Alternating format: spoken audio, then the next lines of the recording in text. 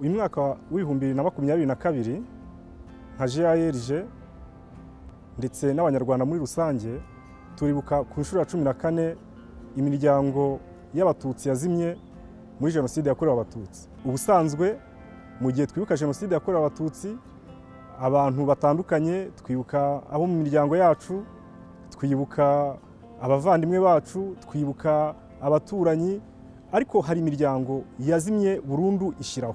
Umugore, umugabo, abana baricwa bose baratsembwa.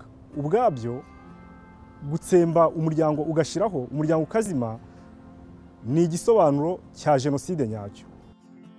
Twararokotse kugira ngo twibuke abacu mu miryango yacu, ariko twibuke nabo ngabo kandi ndetse tugikomeze kugirana n'igihango cyo kubibuka, gusigasira amateka yabo, kumenya bari bo, ibyo bakoraga, ibyo bakundaga, aho bari batuye, noneho tubeho muri bo nabo babeho muri twe.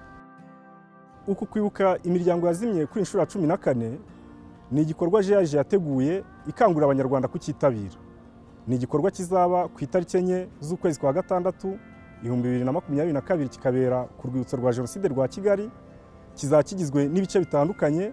Icya mbere hari uko ubu ngubu tugiye gukoresha imbuga nkoranyambaga n'ubundi buryo butandukanye kugira ngo dutambutse ubutumwa butandukanye butegura imitima y'abanyarwanda kwinjira muri iki gikorwa.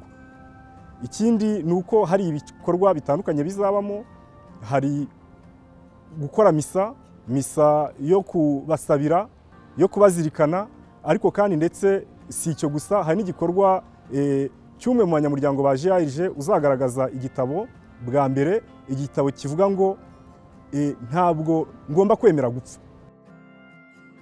Turakangurira buri muntu wese, cyane abarokotse jenoside, kumva iyo nsanganyamatsiko yo kwibuka imiryango yazimye ivuga ngo ntukazime nararokotse, ntimukazime twararokotse. Turiho kugira ngo tubibuke, turiho kugira ngo tubunamire, turiho kugira ngo byibura aho bari, aho baruhukiye babone ko hari abantu basigaye.